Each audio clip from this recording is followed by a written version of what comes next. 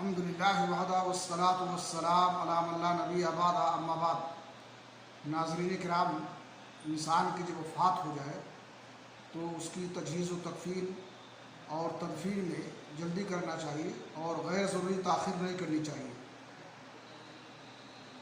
بلکہ جتنی جلدی ہو سکے اسے اس کے مقام تک پہنچا دیا جائے۔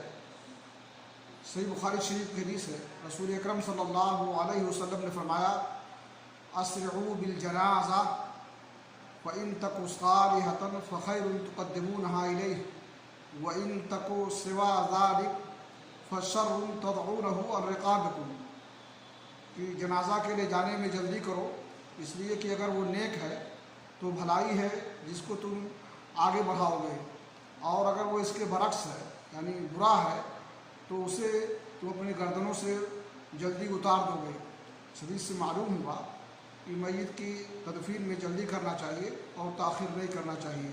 اللہ رب العالمین ہمیں احکام شریعت سمجھنے کی، ان پر عمل کرنے کی توفیق عطا فرمائے۔ وآخر دعوانا الحمدللہ رب العالمین۔